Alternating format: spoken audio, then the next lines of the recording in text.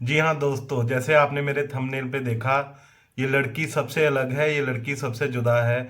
ये कैसे कैसे काम करती है, इसने तो सारी हदें ही पार कर दी।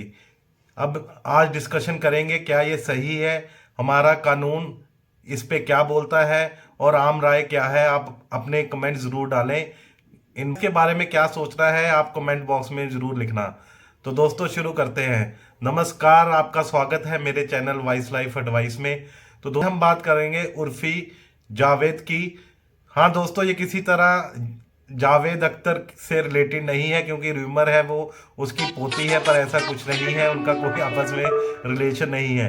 हाँ तो दोस्तों, पिछले कुछ दिनों में ये काफ़ी चर्चा में है, क्योंकि ये बहुत ही बोल्ड पिक्चर्स या बोल्ड ड्रेसेस डालती हैं और मुंबई में ये रहती हैं, वहाँ पे अपना फोटोशूट देती हैं फोटोग्राफ्स को, और बहुत ही चर्चा में रहती हैं।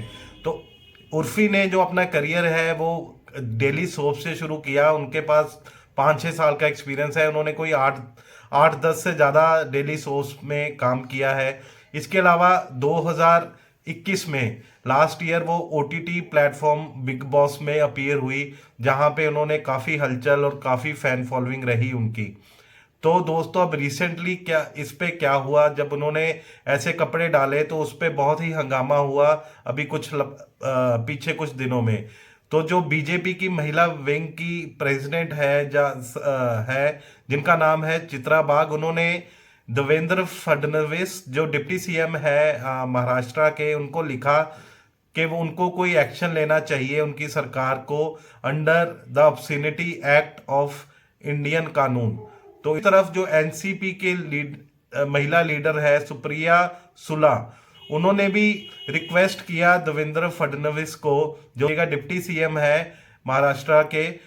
उन्होंने कहा महाराष्ट्र एक प्रोग्रेसिव स्टेट है, तो कोई भी एक्शन आप उन पे ना लीजिए उर्फी पे, क्योंकि ये उनका एक कॉन्स्टिट्यूशनल राइट है जिसमें वो अपने फ्रीडम ऑफ एक्सप्रेशन है, वो कुछ भी डाले, हमें उस पर कोई इतराज नहीं होना चाहिए। तो ये दो पक्ष हैं, दोनों महिलाएं हैं, और जो इसमें जिसकी हम बात चल रही है वो भी महिला है। तो हाँ, इसका फैसला मैं आप पे छोड़ता हूँ। आपको ये ठीक लगता है या आपको गलत लगता है, आप ज़रूर ये कमेंट में लिखें, आपका क्या विचार है इसके बारे में।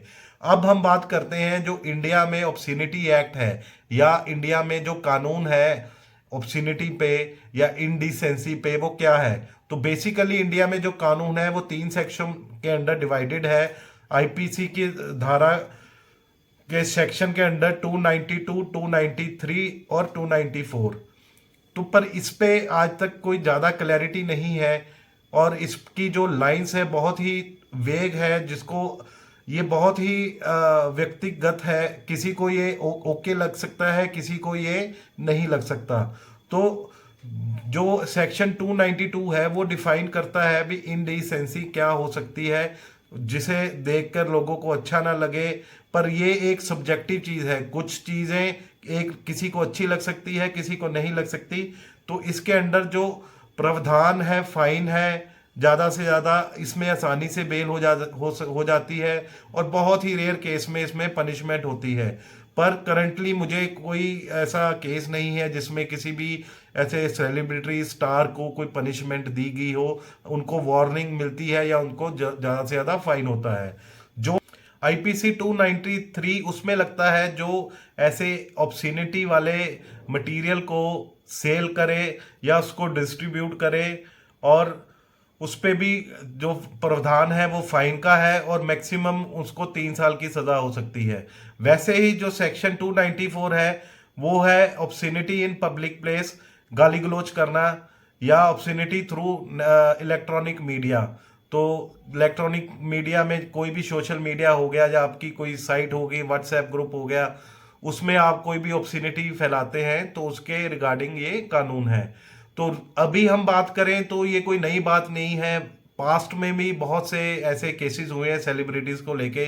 अभी रिसेंट जो केस हुआ है वो रणबीर सिंह का हुआ है, जिसमें उनकी कुछ नेकेड पिक्चर्स आ गई थी सोशल मीडिया पे, और उनको बुक किया गया था इन तीनों सेक्शन में, जो 292 है, 293 है, 294 है, और एक और सेक्शन उन पे लगा था, सेक्शन 67, जो है भी आप ऑब्ससिनिटी फैलाते हो थ्रू डिजिटल मीडिया, तो एक ये एडिशनल सेक्शन भी उन पे लगा है अंडर आईपीसी 509। आईपीसी ये टेक्नोलॉजी और डिजिटल धारा है 67।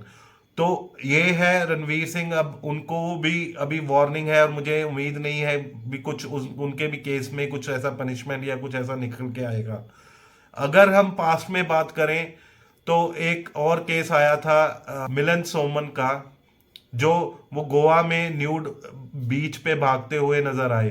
तो अब उसमें भी दो राय हैं, कोई कहता है ये ऑब्सीन है, बहुत ही गलत है, और कईयों का सोचना है ये फ्रीडम ऑफ एक्सप्रेशन है, हम एक इंडिपेंडेंट एक फ्री कंट्री में रहते हैं, ये हमारी मर्जी होनी चाहिए हम क्या पहने, कितना पहने, और हम कैसे करें। तो इन पे भी ऑलरेडी मुकदमा चल रहा है। अगर मैं पुरानी भी बात करूं तो मधु सप्रे और अर्जुन रामपाल की एक ऐसी तस्वीर आई थी आज से 17-18 साल पहले, जिसने एक तहलका मचा दिया था। मिलिंद सोमन ऐसी कंट्रोवर्सी में हमेशा ही फंसे रहते हैं। 25 साल पहले भी जब उन्होंने वो करंट मिस्टर इंडिया थे, और उनकी को स्टार मधु सप्रे जो मिस इंडिया थी, उन्होंने एक ऐसा ही न्यूड फोटो शूट किया था विद स्नेक, तो वो आप देख सकते हैं। तो ये आज की बात नहीं है, बहुत पुरानी बात है, ये बहुत ही एक सब्जेक्टिव मैटर है। इसमें आपका क्या सोचना है आप ज़रूर बताना। अगर आपको मेरा वीडियो अच्छा लगा प्लीज़ लाइक करें, इसे कमेंट करें, और अपने दोस्तों के साथ शेयर ज़रूर करें। थैंक यू दोस्तों।